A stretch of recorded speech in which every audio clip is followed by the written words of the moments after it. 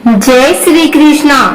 आइए सुनते हैं बुधवार के दिन भगवान बुद्ध देव की यह कथा। समतापुर नगर में मधुसूदन नामक एक व्यक्ति रहता था। वह बहुत धनवान था।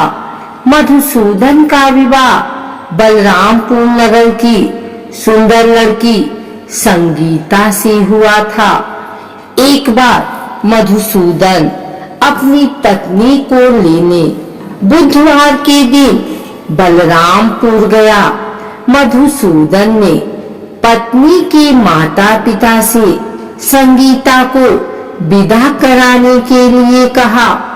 माता पिता बोले, बेटा आज बुधवार है, बुधवार को किसी भी शुभ कार्य के लिए यात्रा नहीं करते।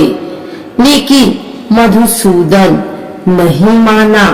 उसने ऐसी शुभ अशुभ की बातों को न मानने की बात कही। दोनों ने बैलगाड़ी से यात्रा प्रारंभ की। 2 कोस की यात्रा के बाद उसकी गाड़ी का एक पहिया टूट गया। वहां से दोनों ने पैदल ही यात्रा शुरू की। रास्ते में संगीता को प्यास लगी। मधुसूदन उसे एक पेड़ के नीचे बैठाकर जल लेने चला गया। थोड़ी देर बाद जब मधुसूदन कहीं से जल लेकर वापस आया तो वह बुरी तरह हैरान हो उठा, क्योंकि उसकी पत्नी के पास उसके ही शक्ल सूरत का एक दूसरा व्यक्ति बैठा था। संगीता भी मधुसूदन को देखकर हैरान रह गई। वह दोनों में कोई अंतर नहीं कर पाई। मधुसूदन ने उस व्यक्ति से पूछा, तुम कौन हो और मेरी पत्नी के साथ क्यों बैठे हो? मधुसूदन की बात सुनकर उस व्यक्ति ने कहा, अरे भाई, यह मेरी पत्नी संगीता है। मैं अपनी पत्नी को ससुराल से विदा करा कर लाया हूँ। लेकिन तुम कौन हो जो मुझसे ऐसा प्रश्न कर रहे हो? मधुसूदन ने कहा, तुम जरूर कोई चोर या ठग हो।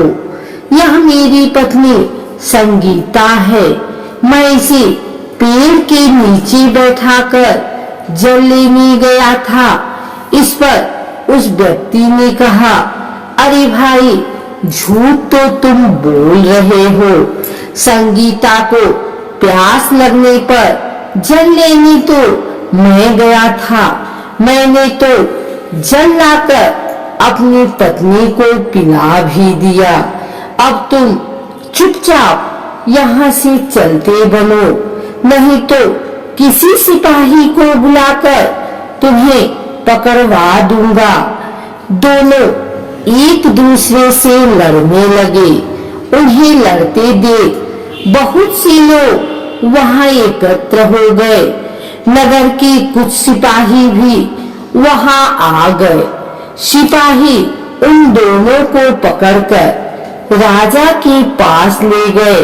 सारी कहानी सुनकर राजा भी कोई निर्णय नहीं कर पाया।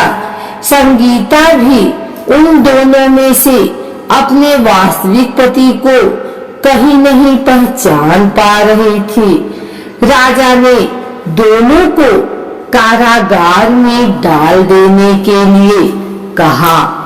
राजा के फैसले पर असली मधुसूदन भयभीत हो उठा। तभी आकाशवाणी हुई, मधुसूदन, तूने संगीता के माता पिता की बात नहीं मानी और बुधवार के दिन अपने ससुराल से प्रस्थान किया। यह सब भगवान बुद्ध देव के प्रकोप से हो रहा है। मधुसूदन ने भगवान बुद्ध देव से प्रार्थना की कि हे भगवान बुद्धदेव, मुझे क्षमा कर दीजिए, मुझसे बहुत बड़ी गलती हुई। भविष्य में अब कभी बुधवार के दिन यात्रा नहीं करूंगा और सदैव बुधवार को आपका व्रत किया करूंगा। मधुसूदन के प्रार्थना करने से भगवान बुद्धदेव ने उसे क्षमा कर दिया। तभी दूसरा व्यक्ति राजा के सामने से गायब हो गया। राजा और दूसरे लोग इस चमत्कार को देख हैरान हो गए। भगवान बुद्धदेव की इस अनुकंपा से राजा ने मधुसूदन और उसकी पत्नी को सम्मान पूर्वक विदा किया। कुछ दूर चलने पर रास्ते में उन्हें बैलगाड़ी मिल गई। बैलगाड़ी का टूटा हुआ पहिया भी जुड़ा हुआ था। दोनों उसमें बैठकर समतापुर की ओर चल दिए।